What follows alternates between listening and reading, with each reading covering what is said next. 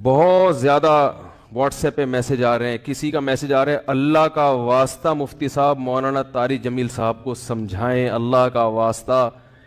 کسی نے میسج بھیجا, میں ان کے بیانات بہت شوق سے سنتا تھا, اب میں ان سے بھی گیا, انہوں نے ایسا بیان دیا ہے کہ اب مجھے ان سے نفرت ہو گئی ہے. کوئی منافق کہہ رہا ہے, کوئی یہودی کہہ رہا ہے, ایسے ایسے برے برے فحش القابات سے نوازا جا رہا ہے کہ الامان والحفیظ. تو میری کوئی اوقات نہیں ہے کہ میں وکیل بن کے کسی کی حمایت یا مخالفت کروں, میں کوئی اتنا بڑا آدمی نہیں ہوں, یہ تو بڑے علماء کا کام ہے. لیکن بڑے علماء ہی کے کہنے پر چند الفاظ, چند گزارشات آپ کے سامنے پیش کر رہا ہوں. آپ کی سمجھ میں آئے مان لیں, نہیں آئے تو میرے خلاف بھی ایک پورا کلپ اور فیس بک پر, کیونکہ ان کی تو پھر بھی اتنی عزت ہے, جب ان کا خیال نہیں کیا تو ہم کس کھیت کی مولی ہیں. مجھے کسی نے آج کہا کہ آپ بھی کچھ بات کریں. میں نے کہا جتنی توپوں کا رخ ان کی طرف ہے نا, اس سے 4 گنا زیادہ توپوں کا رخ میری طرف ہو جائے گا, کیونکہ ان کی تو ایک شخصیت ہے, ایک بڑے بزرگوں میں ان کا شمار ہوتا ہے. ہماری کیا اوقات ان کے سامنے.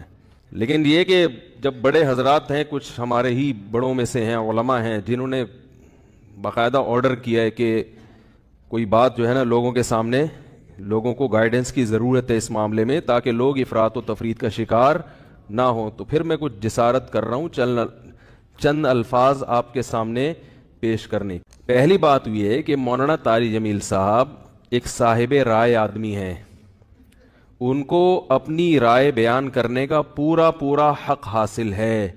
اس پر دنیا میں کوئی بھی پابندی, اس رائے بیان کرنے پر پابندی نہیں لگا سکتا.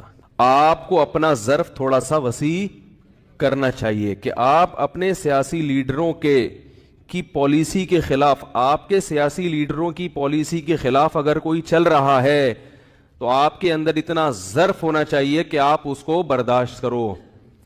یہ جو ایک طوفان بدتمیزی مچایا ہوا ہے فیس بک پر, یہ آپ کے جو طریقہ کار ہے نا, یعنی آپ کی جو زبان ہے اور آپ کا جو اسٹائل ہے, اس سے یہ آپ کی ویلیو پڑھے لکھے لوگوں کی نظر میں گرا رہا ہے. یعنی آپ خود اپنے آپ کو بدنام کر رہے ہیں. حضرت مولانا طارق جمیل صاحب سے اللہ نے جو دین کا کام لیا ہے, اتنا بڑا کام اللہ نے, اور ایسے جگہوں پر لیا ہے, یعنی ایسی جگہوں پہ انہوں نے کام کیا ہے کہ جہاں ان کے علاوہ کوئی بھی کام کرنے والا موجود نہیں ہے. ابھی اگر انہوں نے کسی حاکم کے حق میں اس کی اچھی چیزوں کو ہائی لائٹ کر کے اس کو اپریشیٹ کر دیا تو یہ کون سا جرم ہو گیا بھائی؟ یہ کون سی کتاب میں لکھا ہے کہ یہ جرم ہے؟ لوگوں کے میسج آ رہے ہیں, امام احمد ابن حنبل ظالم حاکم کے سامنے ڈٹ گئے تھے اور ان کا جیل سے جنازہ نکلا. امام ابو حنیفہ ڈٹ گئے تھے, انہوں نے وزارت کو قبول نہیں کیا, ان کا جیل سے جنازہ نکلا. امام ابو حنیفہ رحمہ اللہ تعالی نے اگر وزارت قبول نہیں کی تو کیا ساری دنیا کے سارے علماء میں کسی نے بھی وزارت قبول نہیں کی ہے؟ امام ابو یوسف نے قاضی القضاء کا عہدہ قبول کیا. امام احمد ابن حنبل رحمہ اللہ تعالی جو اس حاکم کے سامنے ڈٹ گئے تھے, وہ اس بیس پہ نہیں ڈٹے تھے کہ وہ ان کا کوئی ذاتی رنجش تھی یا کوئی مسئلہ تھا. امام احمد ابن حنبل کو حاکم وقت مجبور کر رہا تھا کہ اس کی مرضی کا فتویٰ دیں. بات آ رہی ہے سمجھ میں؟ اس وقت کا جو خلیفہ تھا اس کی رائے یہ تھی کہ قرآن مجید اللہ کی مخلوق ہے, اللہ کی صفت نہیں ہے. امام احمد ابن حنبل کی رائے یہ تھی کہ قرآن اللہ کی صفت ہے, اور یہی اہل سنت کا عقیدہ تھا.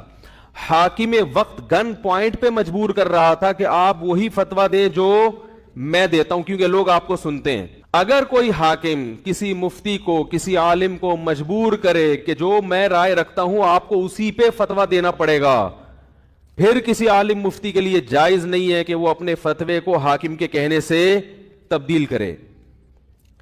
یعنی حکومت کی اس قسم کی چاپلوسی کیا ہے؟ بولو نا بھائی, ناجائز ہے. یعنی ایسی چاپلوسی کہ آپ غلط بیانی شروع کر دیں. حضرت مولانا طارق جمیل صاحب نے یہ جو کلپ ہے جس میں عمران خان کی حمایت کی ہے انہوں نے, میں نے بار بار سنا اس کلپ کو, اس میں کہیں بھی ایسا نہیں ہے کہ کسی غلط بات میں عمران خان کی انہوں نے کیا کی ہو. لوگ کہہ رہے ہیں کہ عمران خان کی ابھی اسمبلی نے شراب کا بل پاس نہیں کیا, تو مولانا نے اس کی مخالفت کیوں نہیں کی؟ تو مولانا حمایت بھی تو نہیں کی نا. نہیں یار میرا خیال ہے بات سمجھ. اگر مولانا اس کی حمایت کرتے کہ عمران خان اتنا اچھا آدمی، دیکھو اس کی اسمبلی میں شراب پر بل پیش ہوا اور وہ پاس نہیں ہوا، کتنا اچھا آدمی ہے، ماشاءاللہ ماشاءاللہ بہت زبردست کام ہو گیا، تو آپ کہتے یار یہ تو حکومت کی بالکل حمایت کر رہے ہیں. رہا یہ مسئلہ، ممکن ہے آپ یہ کہہ سکتے ہیں، پہلی بات تو میں ایک بات بتا دوں، مولانا طارق جمیل صاحب نے جو عمران خان کی حمایت کی ہے تو یہ پی ٹی آئی کی حمایت نہیں ہے، نہ پی ٹی آئی کی حمایت ہے نہ پی ٹی آئی کی مخالفت ہے. مولانا ان چیزوں میں نہیں پڑتے اور اب تک انہوں نے اپنا دامن ان چیزوں سے بچا کے رکھا ہوا ہے. اور میری رائے میں اگر وہ پی ٹی آئی کو برحق سمجھتے ہیں تو پی ٹی آئی کا نام لے کے بھی حمایت کر دیں. تو اگر آپ کو اس سے اختلاف ہے تو آپ ایک کلپ بنا دو کہ بھائی مولانا جو حمایت کر رہے ہیں ہمیں اس سے اتفاق نہیں ہے، اور مولانا کے جو دلائل ہیں ہم ان دلائل کو تسلیم نہیں کرتے اور اس کے غلط ہونے کے یہ دلائل ہیں، بات ختم ہو جائے گی. نہیں یار میرا خیال ہے بات سمجھ. بھائی اگر وہ پی ٹی آئی کی صراحتاً حمایت کریں نا مولانا طارق جمیل صاحب، ان کا حق ہے حمایت کر سکتے ہیں، وہ عالم دین ہے، ان کی ایک سوچ ہے، ان کا ایک تجربہ ہے، ان کا ایک، اور حکمرانوں کے ساتھ اٹھے بیٹھے ہیں وہ. میں اور آپ اتنا قریب نہیں ہے جتنا قریب وہ رہے ہیں، تو ان کو زیادہ پتا ہوگا، ہم اور آپ کو زیادہ نہیں پتا.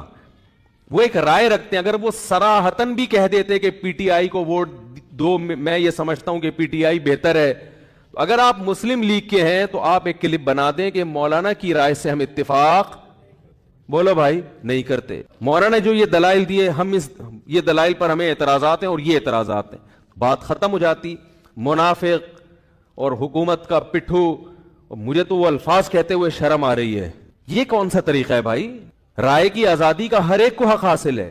تو میں کہتا ہوں اگر وہ صراحتاً بھی حمایت کر دیتے، آپ ان کی مخالفت پر ایک کلپ جاری کر دیتے کہ ہم ان سے اتفاق نہیں کرتے، ختم ہو جاتی بات.